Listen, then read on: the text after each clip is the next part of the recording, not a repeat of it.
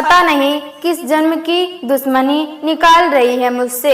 ऐसी छुई मुई बनकर बैठी रहती है जैसे मेरे आने से पहले 8-10 नौकर चाकर आगे पीछे फिरते रहते थे। थोड़ा बहुत हाथ पैर हिलाने से कौन सा शरीर घिस जाएगा।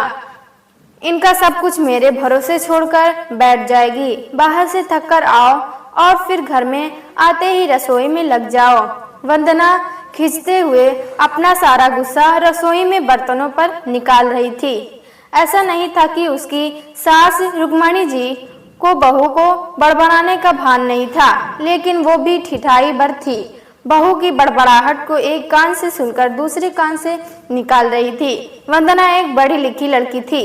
उसका सपना था कि वो अपने पैरों पर खड़ी होगी। उसने नौकरी के लिए कई जगह आवेदन भी दे रखा था। इस बीच जब उसके लिए अनिकेत का रिश्ता आया तो उसने साफ साफ कह दिया कि वो शादी इसी शर्त पर करेगी कि शादी के बाद उसे अच्छी नौकरी मिली तो कोई उसे नौकरी करने से नहीं रोकेगा। आखिर इतना पढ़ने लिखने के बाद वो घर पर नहीं बैठ सकती। अनिकेत और उसके घर वालों को इस बात से कोई आपत्ति नहीं थी कि उनकी बहू नौकरी करेगी, इसलिए दोनों तरफ से खुशी खुशी ये रिश्ता हो गया। शादी के कुछ दिनों बाद ही वंदना का ज्वाइनिंग लेटर आ गया।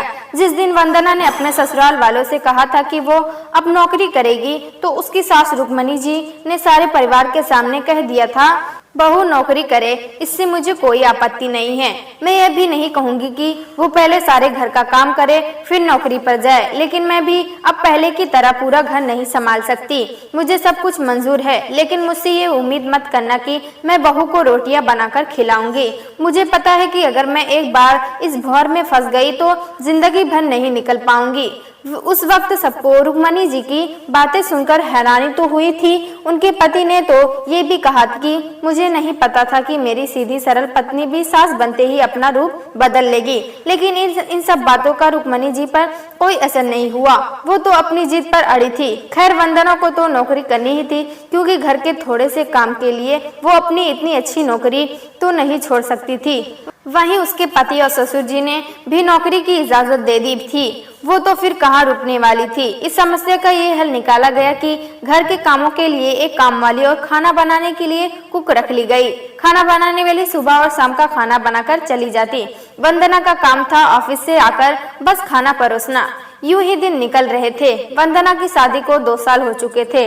अब तो वंदना और बाकी सब घर वालों को इस रूटीन की आदत हो गई थी, लेकिन मुश्किल तो तब होती ही थी जब कभी खाना बनाने वाली छुट्टी ले लेती थी।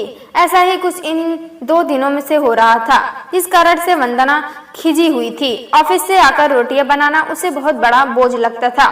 वैसे तो रुक्मणी जी इन दिनों में सब्जियां काट कर बना देती थी, लेकिन बहू के ऑफिस से आने के बाद रसोई में झांकती भी नहीं थी। उस समय वंदना को अपनी बैठी हुई सास बहुत चुभती थी। वो बड़बड़ाती रहती और रोटियां बनाती रहती। बाद में अपनी माँ से फोन पर भर भर कर शिकायत करती, जिसके बाद उसे थोड़ा सा सुकून मिलता था। कुछ दिनों बाद वंदना के भाई की शादी भी तय हो गई। वंदना की होने वाली भाभी भी नौकरी पेशा था। वंदना की माँ ने सगाई के वक्त ही खुशी होते हुए गर्व से कह दिया, भाई मैं तो और सासों की तरह नहीं हूँ जो बहू के आने पर हाथ धर कर बैठ जाऊं। जब अभी तक पूरा घर संभाल रही थी तो अब क्यों नहीं। मेरी बहू को मेरी तरफ से पूरी छूट रहेगी। जब एक माँ अपने बच्चों को रोटियां बनाकर खिला सकती है तो बहू को क्यों नहीं खिला सकती। बहू तुम निश्चित होकर नौकरी करना, रसोई मैं संभाल लूंगी। वंदना की माँ के उच्च विचार सुनकर उसकी होने वाली भाभी का पूरा परिवार और खुद वंदना भी गदगद हो गई। वह माँ आप कितने बड़े दिल की हैं। काश मेरी सास भी आपकी तरह होती, लेकिन मेरी किस्मत में ये सुख कहाँ। मेरी सास को तो बस हुक्म चलाना आता है। मुझे गर्व है कि मेरी माँ इतने खुले विचारों की है। अपनी चिड़चिड़ाहट निकालते हुए वंदना बोली। कुछ दिनों में ही वंदना के भाई की शादी हो गई और कुछ दिनों बाद ही वंदना की भाभी ने अपनी नौकर ज्वाइन कर ली। वंदना की माँ भी अपनी बहू को हथेलियों पर रखती थी। सुबह उसका नाश्ता, टिफिन, रात का खाना भी तैयार रखती थी। अपने हाथों से परोसकर सबको खाना खिलाती थी। उसकी बहू भी मम्मी जी करती हुई अपनी पसंद नापसंद बताती रहती थी, जिसे वंदना की माँ बड़े चाव से पूरा करने में लगी रहती थी। खुशी खुशी दिन बीत रहे थे, लेकिन ये प्रक्रिया धीरे धीरे अब उदासीनता में बदल रही थी। वंदना की भाभी को अब कुछ भी ना करने की आदत पड़ गई थी। एक दिन जब वंदना फोन पर अपनी माँ से बात कर रही थी तो उसकी माँ बस रो पड़ी। बेटा, मैं इतना करती हूँ तेरी भाभी के लिए, फिर भी उसे मेरी कदर नहीं। अरे मेरी दी हुई छूट अब मुझ पर ही भारी पड़ने लगी है। क्या हुआ माँ, आप ऐसे क्यों बोल रही हैं? आप तो भाभी का मुझसे भी ज्यादा ध्यान रखती हैं क्या? भाभी ने आपसे कुछ कहा है? वंदना बेचैन होते हुए पूछने लगी। कुछ क्या बेटा, कुछ तो अब सब कुछ वो मुझे कहती है। ऑफिस से आने के बाद एक गिलास पानी के लिए भी मुझे आवाज देती है। नाश्ते में थोड़ी देर हो जाए तो मदद करने के बजाय गुस्सा होकर यूं ही बिना खाए चली जाती है। आखिर मेरा भी कुछ आत्मसम्मान है या नहीं? मैं तो उसके लिए बस काम वाली बनकर रह गई हूँ। माँ, ये तो बहुत गलत बात है। आप भाई से साफ साफ क्यों नहीं कह देती कि अपनी बीवी की लगाम खींचकर रखे? आप माँ है, कोई नौकरानी नहीं। भाभी नौकरी करती है, इसका मतलब ये नहीं कि आप पर हुक्म चलाएगी। गरजते हुए वंदना बोली। किस मुंह से कहूँ बेटा, पहले तो खुद मैंने ही आगे बढ़कर कुल्हाड़ी पर अपना पैर दे मारा, फिर शिकायत किससे करूं? तेरे पापा ने तो कहा भी था कि बहू को ज्यादा छूट दोगी तो बाद में पछताओगी, लेकिन मैं ही बड़ाई की भूखी थी जो अपनी बहू को सर पर चढ़ा लिया। एक बात कहूँ बेटा, तू चाहे अपनी सास को कुछ भी कह ले, लेकिन समधन जी का ये फैसला सही था कि वो बहू को रोटियां बनाकर नहीं खिलाएगी। एक बार वो सबकी नजरों में बुरी अक्खड़ सास तो बन गई, लेकिन आगे के लिए कम से कम अपना आत्मसम्मान तो बचा लिया। अब ना तो तू उन्हें कोई ताना दे सकती है और ना ही कोई रिश्तेदार। काश मैंने भी शुरू से ही ये घर गृहस्थी की पूरी जिम्मेदारी अपने सिर पर लेने से इनकार कर दिया होता तो आज मेरा ये हाल ना होता। माँ की बातें सुनकर वंदना निशब्द हो गई। भारी मन से उसने फोन रख दिया।